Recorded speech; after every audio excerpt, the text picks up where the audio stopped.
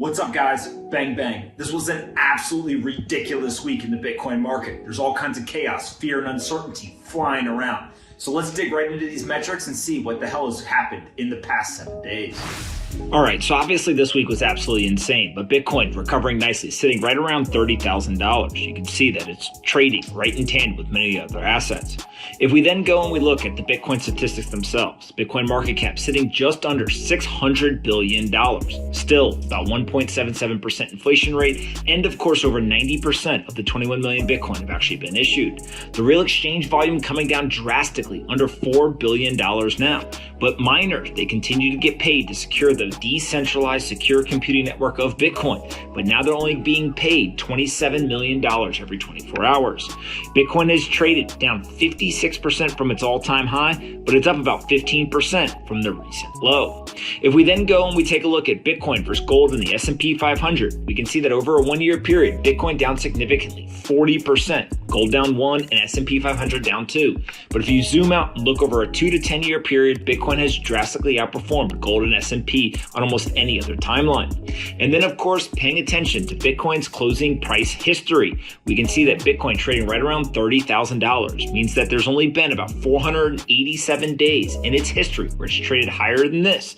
And so if you bought Bitcoin and held on 90% of days until today, you would be in the money, but still 9.98% of the time, it was actually trading higher than it has been today. If we then go and take a look, we can see that the compound annual growth rate of Bitcoin is 138%, still drastically outperforming gold, S&P 500, NASDAQ, and TLT. And then that 5-year Sharpe ratio coming in at 1.26, still making it an attractive way to add to your portfolio and have a positive impact.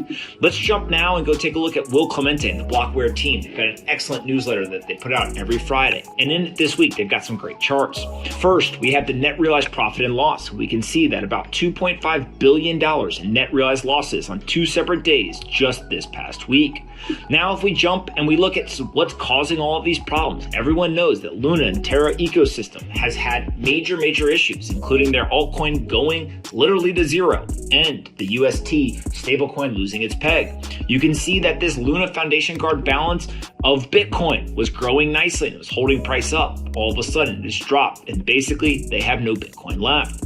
Now, that's resulted in some of the largest days of net Bitcoin inflows to exchanges in nearly 5 years, which Blockware and Will have identified nicely. You see it here in green on the far right of this chart. Then we can go take a look at whale balances, and we see that whale balances continue to decline, which is a theme that is going to be important to watch as we move forward. Then, of course, the short-term holder cost basis, we're trading underneath it, and we've gotten rejected off of that a couple of times, and it continues to go deeper and deeper. That means that, of course, those short-term holders, they're in trouble. Then if we go ahead and we take a look at realized price, we can look at something like a top or bottom model, and we can see that those realized price, we're getting close, but the aggregated cost basis of all investors on chain currently sits around $24,000. And so any price below the realized price should be seen as extreme value. Now let's jump to the MVRVZ score, and that compares Bitcoin's market value to the realized value. And in that, we can see in this green zone, we're getting close to a generation buying opportunity. And so then if we jump to something like the entity adjusted dormancy flow, we see here we're in the green. It's flashing a buy signal. Then jump to the reserve risk. Again, this measures hodler confidence in comparison to price, and we're flashing a buy signal there as well. If we go look at something like the Mayer multiple, which has been around for quite a while, that's the comparison of the price relative to the 200-day moving average. Again, one of the lowest points in Bitcoin history, and flashing a buy signal. And then of course, Bitcoin approaching that 200-week moving average, currently sitting at $22,000. As we get closer and closer to that, it only means that more and more people are going to say Bitcoin may be valued at a point that is quite attractive. And so ultimately, if you're able to get the courage, conviction, and have the dry powder, you buy around these points. There's no guarantee of future performance, but it sure has in the past worked out pretty well.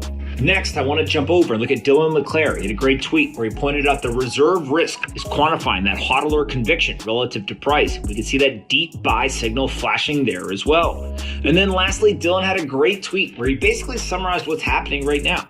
Everyone wants to buy blood. until it actually comes. This is part of what makes this current market so unique, is that everybody prays for a lower Bitcoin price if they're trying to accumulate more and more. But now that it's here, there's tons of fear, uncertainty, and chaos in the market.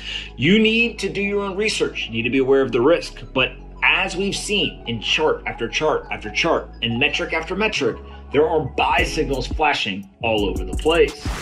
All right, that's it for this week. I hope you guys are enjoying this. Make sure you subscribe to the channel, like this video, and next week I'll be back in studio. We'll have Will Clemente joining us, and let's all just hope that the market's a little bit calmer. Until then, I'll see you guys on the internet.